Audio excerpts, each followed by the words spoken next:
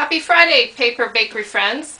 This is Tina here today, and I thought I'd do a quick tutorial and show you how I created the background on my layout this week, or this month, using the April add-on kit, and just some other tips on how I do some of my splatters on the back of my background. So let's get to that.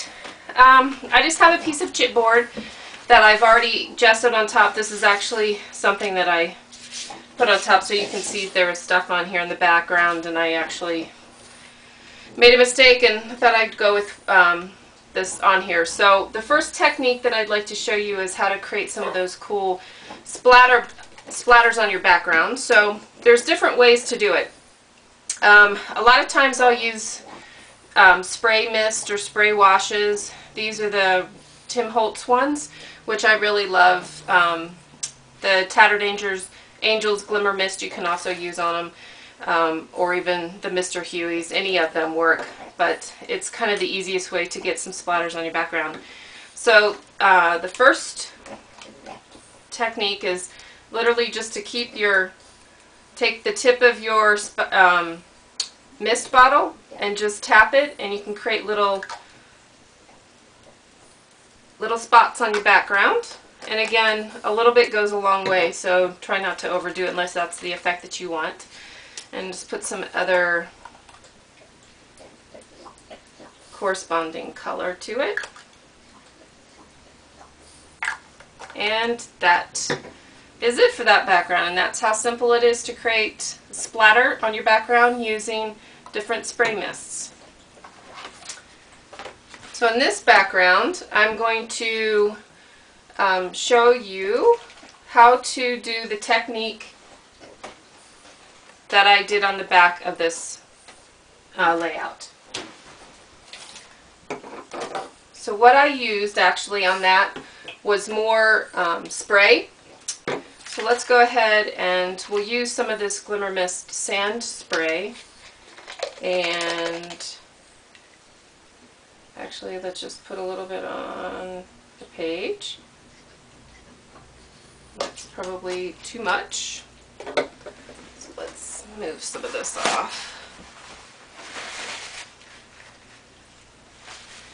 And take a straw, and that's it. And you just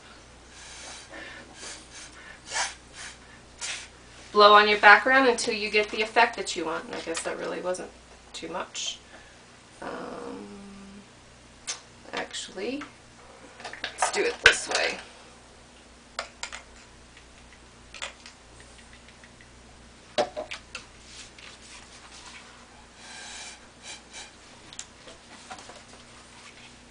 Do some more.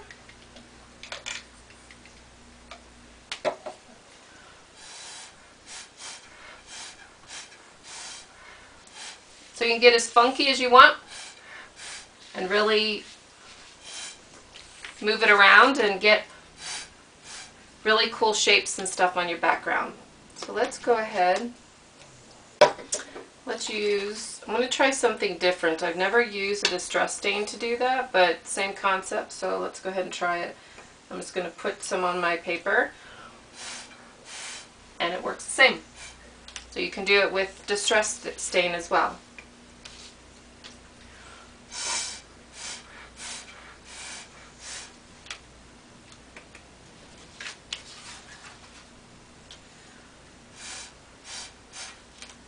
Kind of like it just splattered there.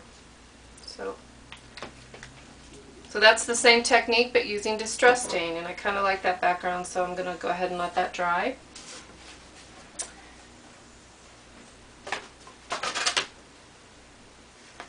And then we'll try one more here. And this is another technique using paint, and we'll do a little bit of splatters and a little bit of the spray technique. So the first thing we'll do is the spray technique, and let's see what color. We'll use this blue. So I just spray a little bit out on my craft mat, and we need it really watered down because it has to be really thin. And we'll just take Again, the paintbrush, and that might not be watered down enough, so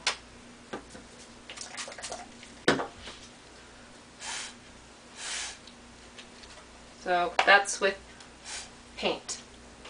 Some more on here.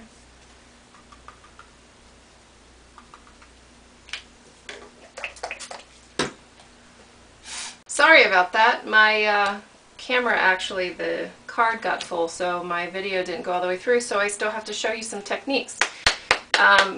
So where it left off was how to create splatter techniques with paint. I just showed you how to do the spray technique with paint with a straw, so I'll show you how to do the splatter technique with paint. So I like using these Jenny Bolin daubers. If this comes out. Sorry about that, dog. Moose. So we'll go ahead and just take some of this out. Put it on my craft mat.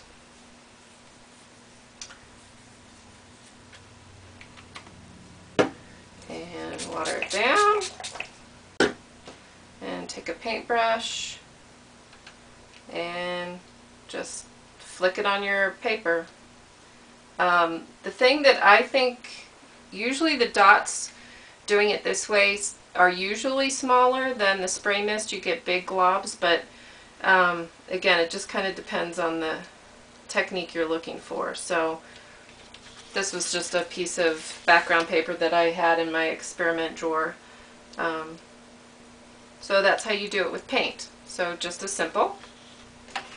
And then one more technique I wanted to show you was how to create splatter techniques and the spray pattern with watercolors. So I just have this watercolor set that I got from Michael's, and this is another one of my experiment backgrounds. So the same concept applies.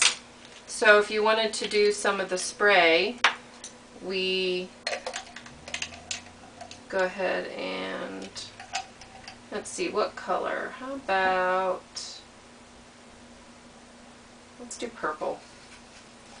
You can really see the difference there.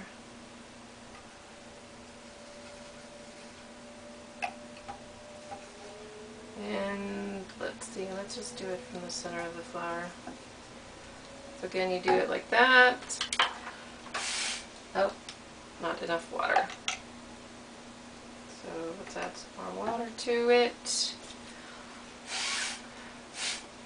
So same thing, but with watercolors.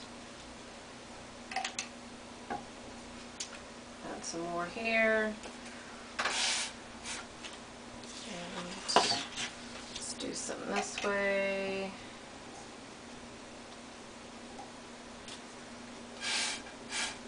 So that's kind of cool. And then if you wanted to do it with the splatter technique like we did with the paint, you could do the same thing. You just take your paintbrush and hit the tip of your paintbrush on your paper so it creates a similar effect. So there you have it. You can create backgrounds with watercolor paints. You can use different spray mist to create splatters, and the spray technique with the straw. So you have different sprays.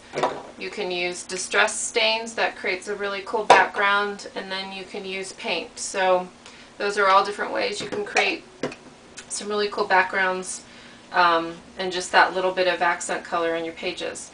So I hope you enjoyed it this week. Love to see what you create with this technique. Thanks for stopping by. Bye.